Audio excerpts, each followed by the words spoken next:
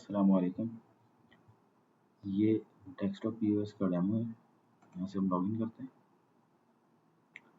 सबसे पहले हमारे पास ये डैशबोर्ड आता है जिसमें कुछ इन्फॉर्मेशन हमारे पास जो है वो होती है, जैसे कितनी सेल हुई है हमारी किस मंथ में, वीक वगैरह के हिसाब से, आज के दिन में, लास्ट वीक में, इस तरह से। और इसके बाद फिर जो है वो यहाँ पे मेन चीज़ आती है कैटलॉग मैनेजमेंट। कैटलॉग में आप जो है वो अपना कैटेगरी है, ब्रांड है, ये सब डाल सकते हैं, प्रोडक्ट डाल सकते हैं, और उसके अलावा जो है वो आपकी प्राइस बुक मेंटेन हो जाती है। तो प्रोडक्ट हम एंटर कर लेते हैं। यहाँ पे एक टेस्ट प्रोडक्ट जो है वो पहले से एंटर हुआ है, और इसी के साथ जो है वो ये हमारे पास इसकी स्क्रीन है। बेसिकली ये ब्रांड और जो है वो सप्लायर कैटेगरी, ये सब चीज़ें इसके प्री रिक्विजिट होती हैं। तो हम पहले जो है वो एंटर करेंगे और उसके बाद फिर यहाँ पे ये आ जाएगा। सिंपल सा एक फॉर्म है, और इसके बाद फिर जो है वो हमारे पास मेनली जो स्क्रीन आती है वो पीओएस के हवाले से सबसे इम्पोर्टेंट स्क्रीन होती है हमारी पीओएस की सेलिंग स्क्रीन जो है। अच्छा, उसको मैनेज करने के लिए सबसे मेन चीज़ आती है वो है कैश रजिस्टर, क्योंकि आपकी कैश की लेन देन होती है और उन चीज़ों को मैनेज करना आपके लिए जो है वो बड़ा ज़रूरी है। हम कैश रजिस्टर को ओपन करते हैं, और ओपन करने के बाद फिर हम यहाँ से पीओएस की स्क्रीन के ऊपर जाएंगे। ये पीओएस की स्क्रीन है, एक प्रोडक्ट हमारा इसमें ऐड हुआ है। यहाँ से हम जाके जो है वो प्रोडक्ट सेलेक्ट करते हैं, क्वांटिटी इसकी इंक्रीज़ कर सकते हैं, वीएम की प्राइस को चेंज करना चाहें वो कर सकते हैं। और यहाँ पे उसके बाद जो है वो डिस्काउंट वगैरह अगर देने हैं तो ये हमारे को डिस्काउंट्स के टाइप्स हैं, यहाँ से हम डिस्काउंट अप्लाई कर सकते हैं। शिपिंग चार्जेस भी ऐड करना है तो वो कर सकते हैं। सेल जो है ना, उसके बाद यहाँ से इसको हम डायरेक्टली सेल कर सकते हैं। तो ये सेल कर दिया, इसको सेल किया तो ये इसने हमारे पास प्रिंट लेकर आ गया ये इस चीज़ का। और यहाँ से हम उसको प्रिंट करेंगे तो ये हमारा जो है वो प्रिंट हमारे पास 3 तरीके के ऊपर जो है वो निकाला जा सकता है। अगर थर्मल प्रिंटर है तो उससे आप जो 3 इंच की जो शीट होती है वो निकाल सकते हैं, वरना A5 A4 वगैरह की भी जो है वो प्रिंटिंग हो जाती है। इसके अलावा ये हमारे पास जो है वो रिपोर्ट्स हैं सारी इसके अंदर। कस्टमर की रिपोर्ट है, अगर आप क्रेडिट कोई सेल्स कर रहे हैं तो वो सारी जो है वो इसमें आ जाती हैं। यहाँ आपके पास बेसिकली जो है वो वहाँ से जो हम पीओएस स्क्रीन से कस्टमर ऐड करते हैं वो सब यहाँ पर आपको नज़र आते हैं, और उनके लेजर का बटन यहाँ होता है, जिससे आप जो है वो उसको आसानी से देख के हिसाब उसका लगा सकते हैं किस बंदे के पास कितना क्रेडिट आपका बाकी है। और उसके लिए इसके अलावा जो है वो स्टॉक की रिपोर्ट है, प्रोडक्ट की रिपोर्ट है।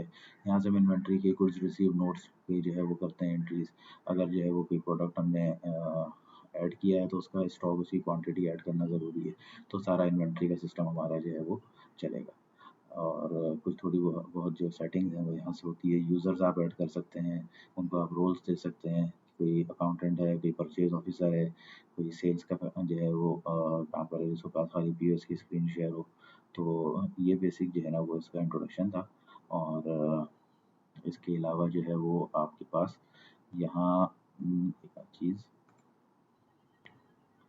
कैश रजिस्टर में कैश की रिपोर्ट्स आ जाती हैं। आप इनकम एक्सपेंस वगैरह अपने जो है वो पेटी कैश के जो है वो डाल सकते हैं। कोई चीज़ आपने जो अदर देन ऑपरेशन हो आपकी, उसको एंटर करना हो तो ये आपके पास जो है वो इनकम एक्सपेंस का हमारे पास एक बना हुआ है। यहाँ से आप जाके उसको ऐड कर सकते हैं कि ये इनकम है या कोई एक्सपेंस है। अब इनकम से मुराद ये कि मिसाल के तौर पर आप क्या जो है कोई एक ग्रॉसरी का स्टोर है या कोई स्टेशनरी का शॉप है, तो वहाँ पे आपके पास जो स्टेशनरीज़ आ रही हैं वो बहुत सारे कार्टन्स के अंदर पैक होके आती हैं। और वो जो कार्टन्स हैं वो आपने अलग से किसी स्क्रैप वाले को सेल कर दी, तो आपको जो स्क्रैप से पैसा है वो भी आपके कैश काउंटर में आएगा, या जो है वो आपकी कंपनी के अंदर होगा। तो उसको जो है हम एक तरह से अदर इनकम के अंदर लेकर आते हैं, तो वो थ्रू पॉस नहीं होती बल्कि थ्रू इस जो है वो मैकेनिज़्म के ऊपर जारी होती है। और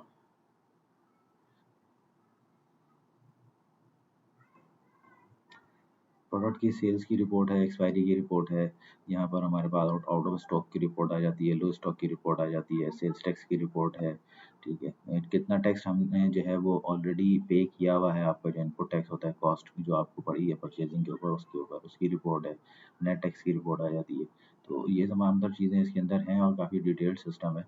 डेस्कटॉप पे भी इंस्टॉल हो जाता है, और इसके अलावा जो है ये सर्वर के ऊपर भी जो है वो चला सकते हैं आप इसको, ऑनलाइन चलाना चाहें तो।